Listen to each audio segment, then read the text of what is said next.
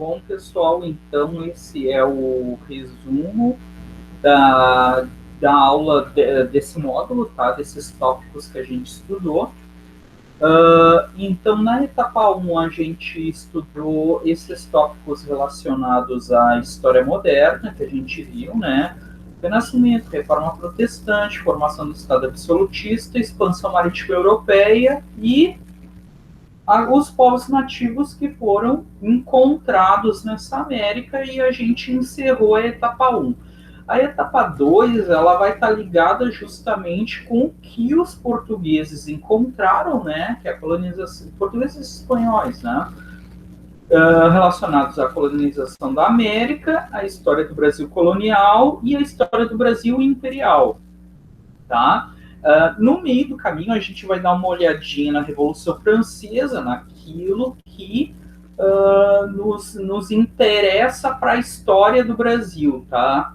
Eu não tinha como não falar na Revolução Francesa, justamente porque é um evento que nos toca, tá? Então, a gente deu uma olhada lá no Tratado de Tordesilhas, lembra? Portugal e Espanha saem além mar buscando terras, em busca de metais preciosos e outros produtos naturais, né, mão de obra barata, etc. e tal, né. Eles dividem o mundo entre eles dois, né. Uma parte fica com Portugal e Espanha. Vale lembrar que naquele período Portugal estava muito mais preocupada em salvaguardar a rota da África, né? Até porque eles nem tinham muita noção do que tinha de fato nessa América, que não sabia nem o tamanho dela, né? O que Portugal queria era salvaguardar as rotas africanas, né? Com relação à colonização da América, a Espanha, ela de cara encontra povos que conheciam a metalurgia do ouro, que era incas, maias e astecas, tá? E via uma população que utilizava desse metal, né? Seja para ornamento, seja como riqueza, enfim. Então, o que os espanhóis vão fazer? Eles vão querer conquistar logo de cara, tá? Por quê? Porque o ouro está ligado com o nosso mercantilismo que a gente já estudou, né? E que a riqueza de um país ela é medida pela quantidade de metais preciosos. Eles encontraram isso de cara, vão querer colonizar, querer explorar, né? Conquistar, explorar e retirar esses metais preciosos, tá?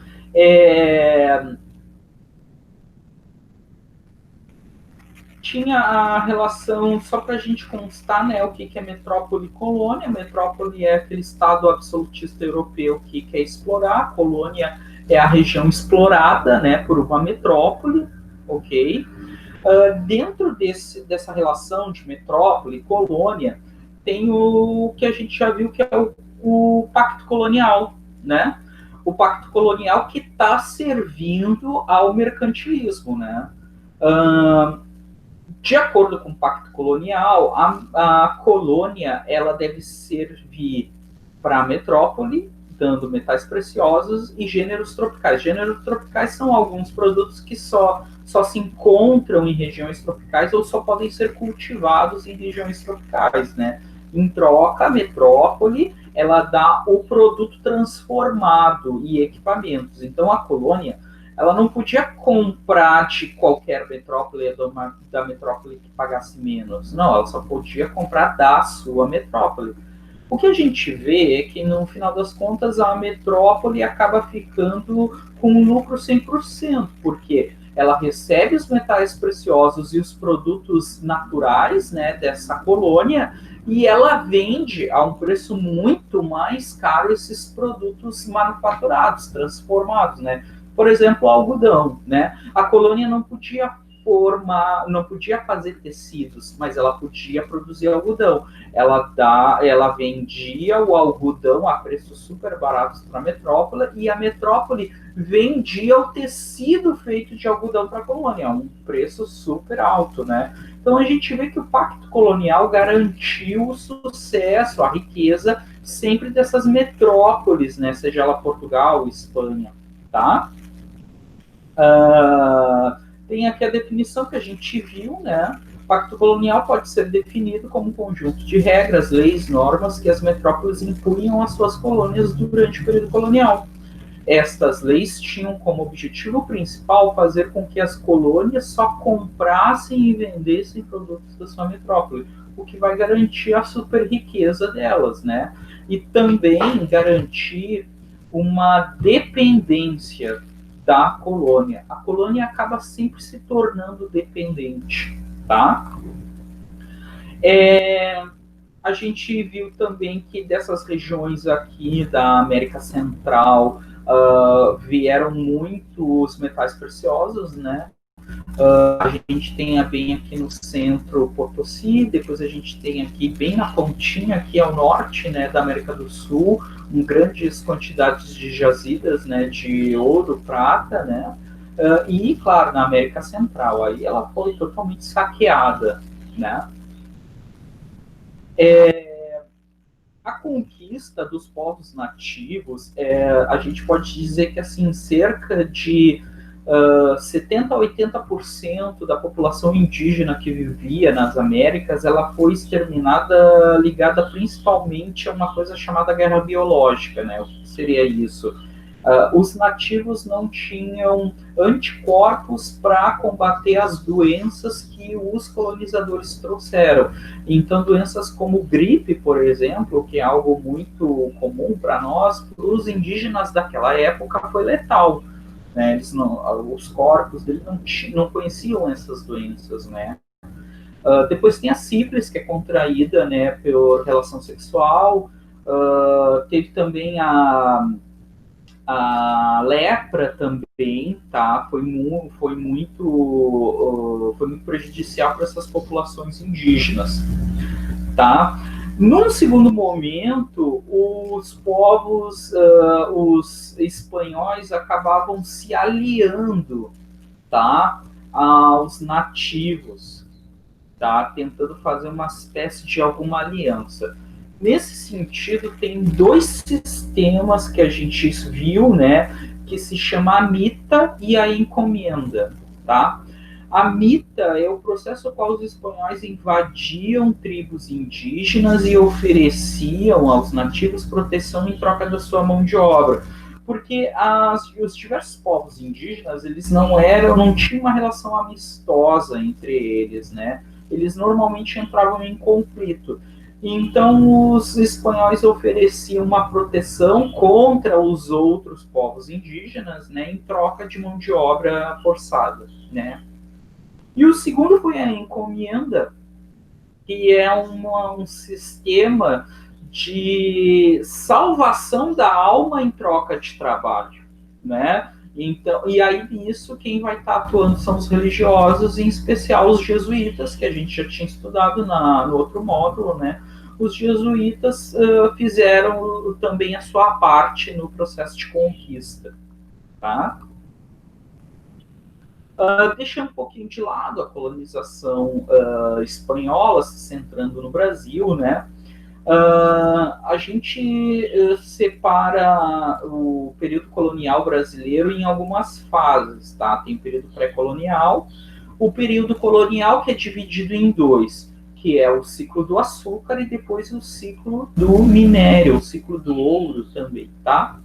No primeiro período, que é o período pré-colonial, ele vai de 1500 até mais ou menos 1530. No texto aqui no slide de vocês, ele fala na data de 1534, tá? Esses mais ou menos 30 primeiros anos, eles estão ligados à extração do pau-brasil, porque quando os espanhóis, os portugueses chegam no litoral brasileiro, eles não encontram aqueles metais preciosos que os espanhóis tinham encontrado. Então não chamou muito a atenção deles essas terras, né? O que chamou a atenção deles foi aquele território, eles imaginavam que poderia ter minérios, mas não sabiam bem aonde, né? E tinha aquela riqueza de pessoas e, segundo, a riqueza de pau-brasil, que é uma madeira com pigmentação vermelha que servia para tingimento. Mas só o pau-brasil não justificava a colonização. Eles preferiram, então, continuar com o comércio das Índias, que eles já tinham conhecimento, e com a rota africana, que eles já tinham domínio.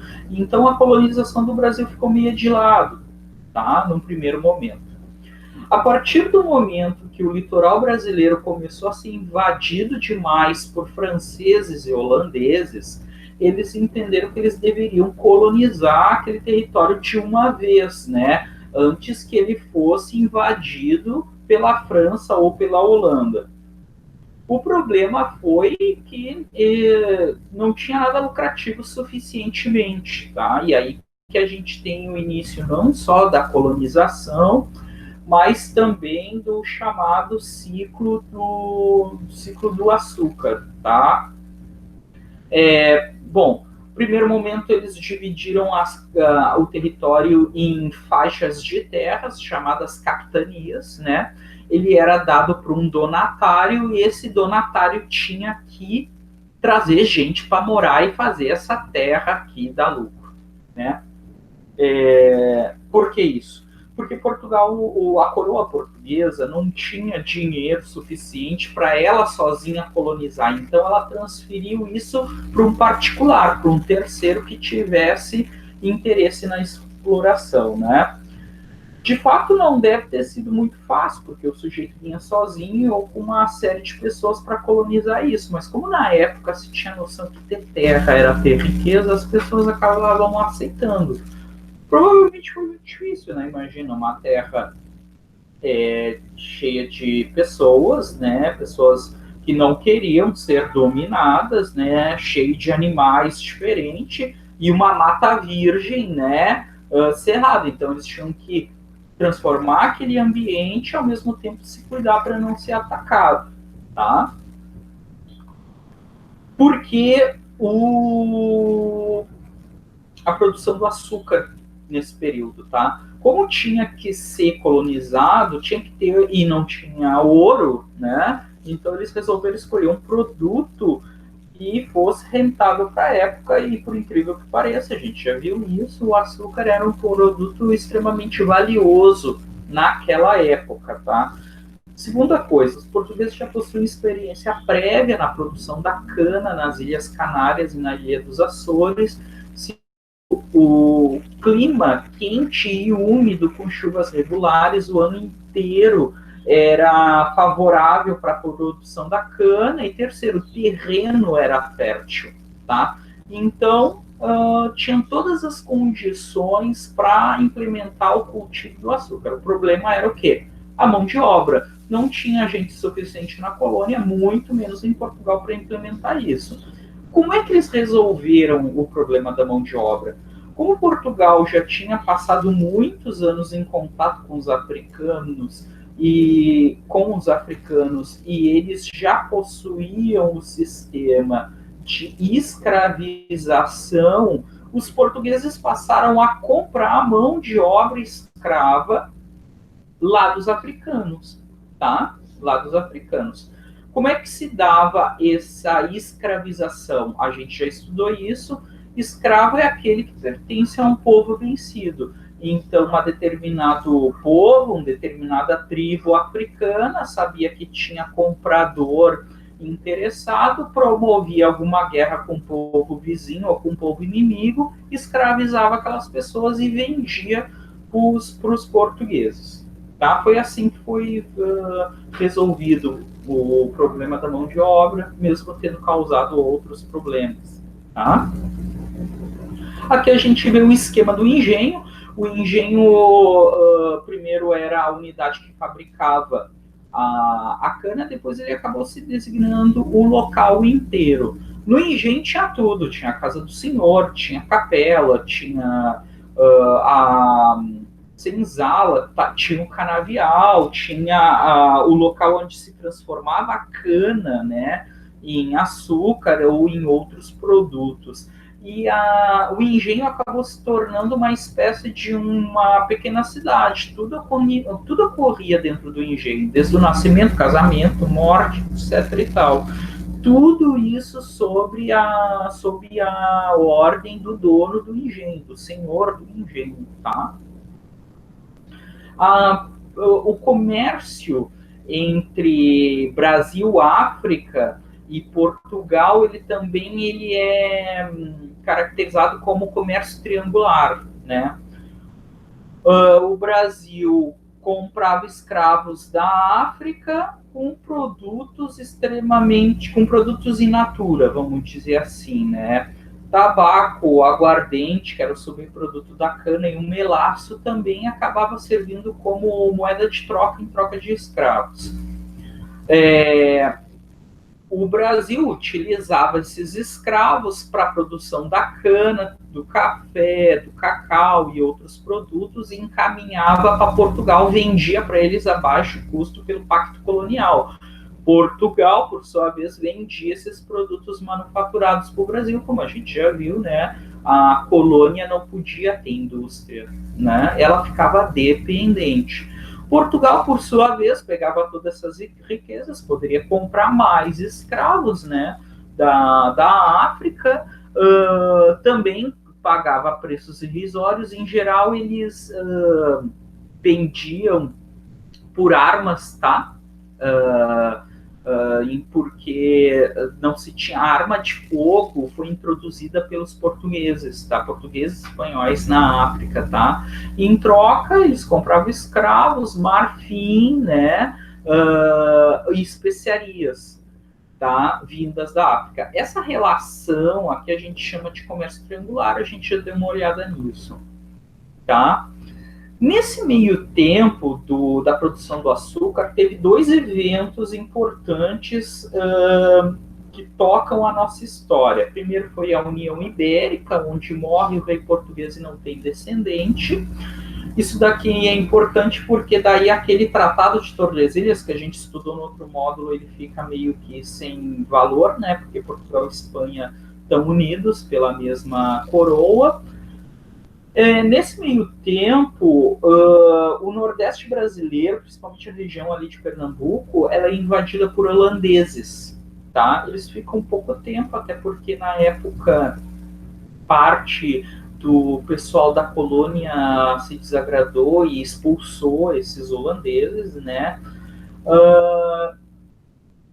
Se de um lado a União Ibérica colocou meio que sem valor a questão do Tratado de Tordesilhas, a questão da dominação holandesa no Brasil tem a ver com a importância dela, tem a ver com a expulsão deles, porque eles acabam levando o conhecimento da produção da cana-de-açúcar, eles melhoram a produção do açúcar e começam a concorrer com o açúcar produzido pelo Brasil.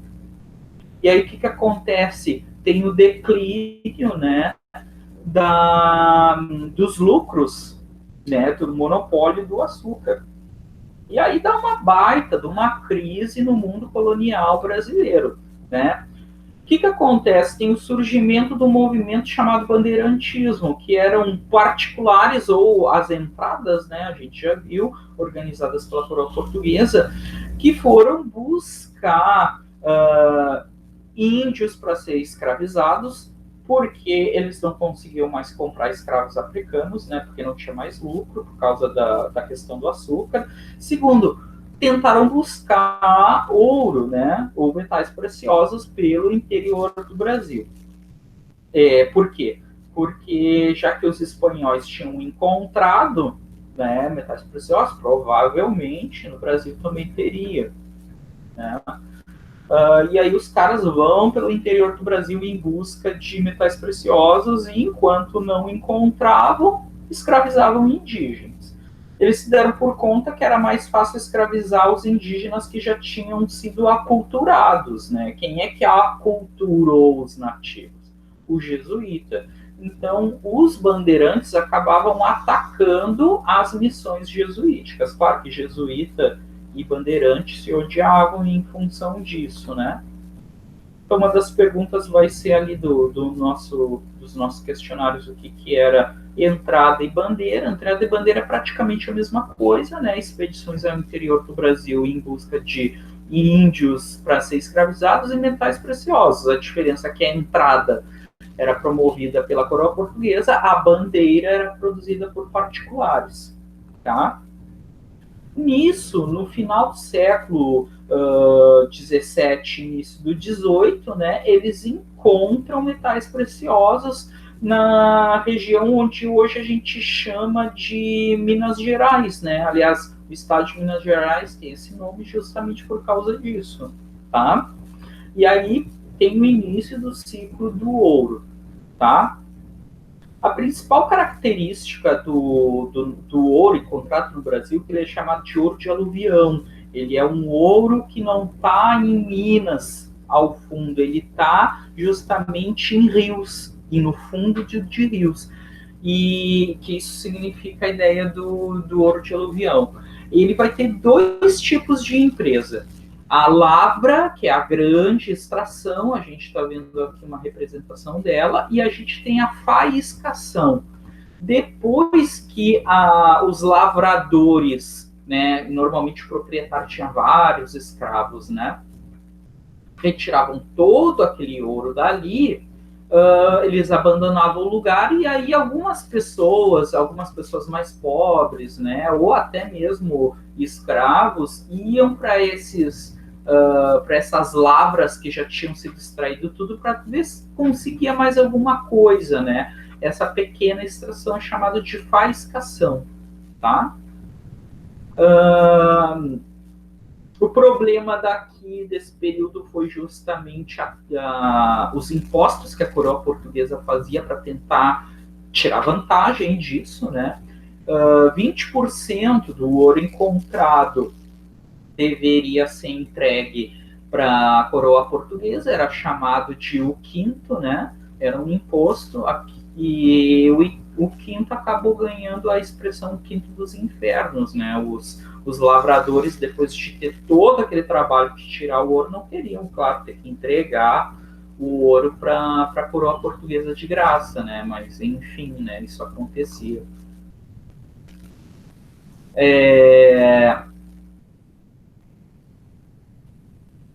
Antes de a gente ir para adiante na questão da história do Brasil, a gente deu uma olhada também em um evento que estava ocorrendo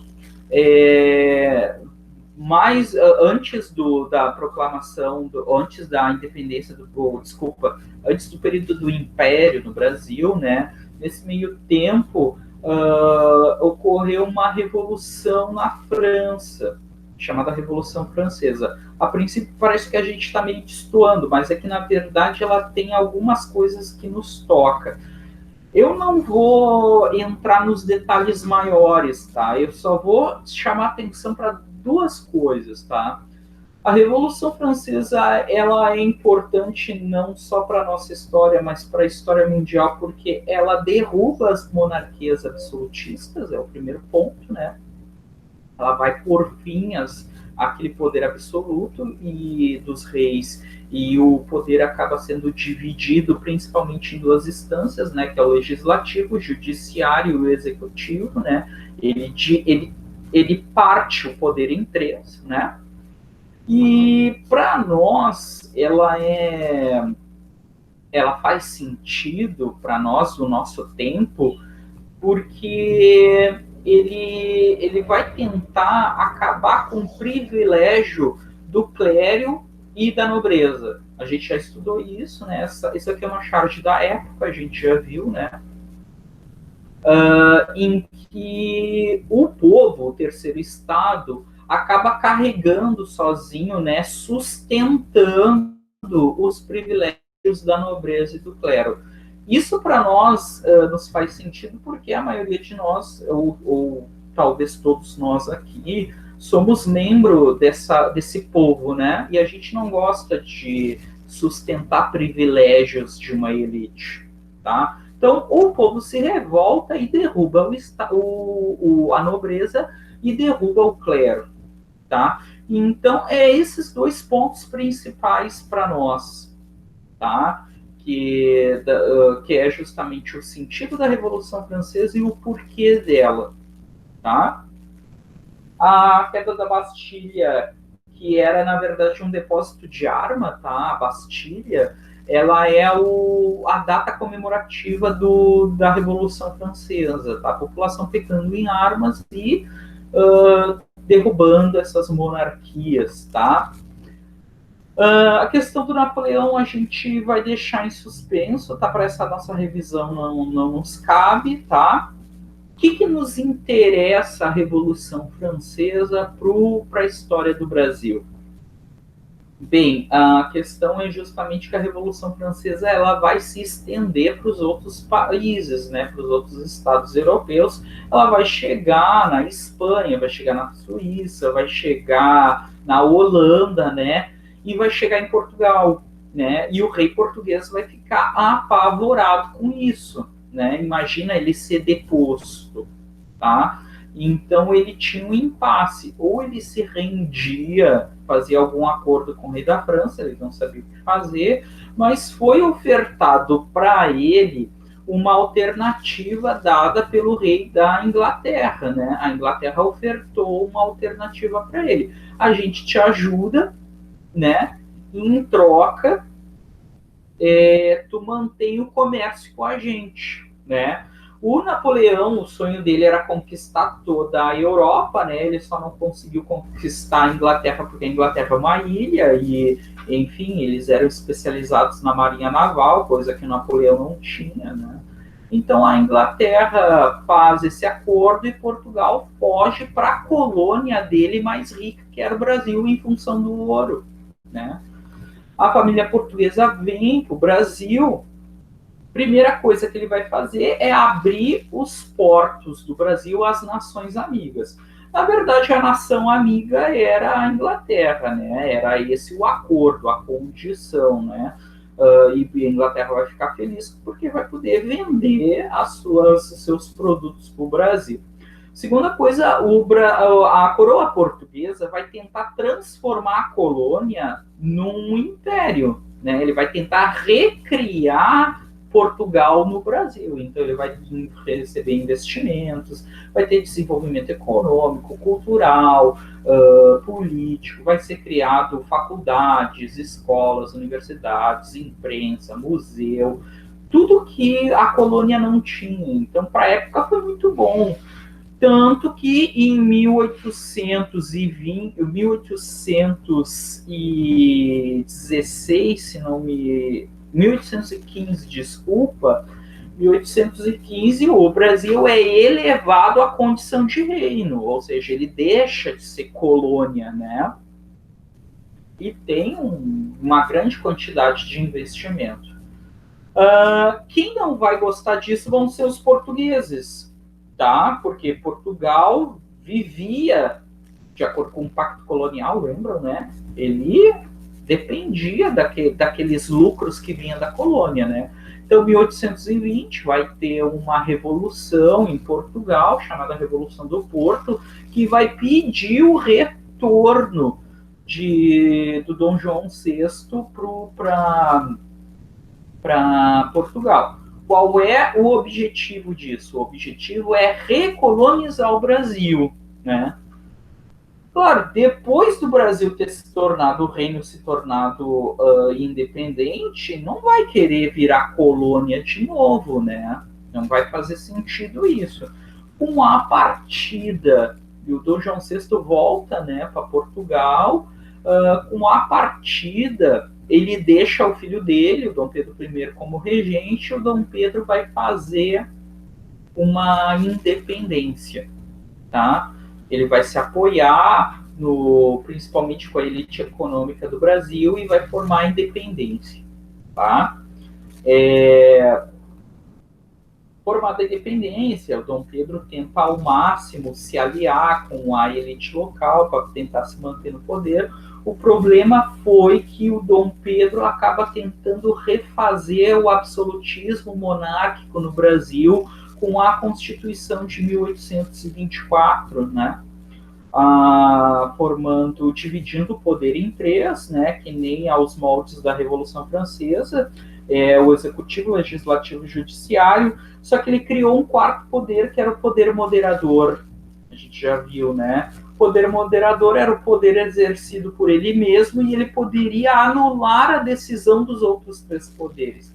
Então ele acabou caindo numa impopularidade, tá? Essa impopularidade dele vai culminar em 1831, tá? Que, na verdade, ele já estava muito impopular com essa questão e o pai dele morre e o irmão dele, o Miguel, assume o Portugal e ele se incomoda com isso. Ele vai para Portugal para tentar pegar o reino de Portugal e, de novo, ele vai abdicar o poder que nem o pai dele fez, né?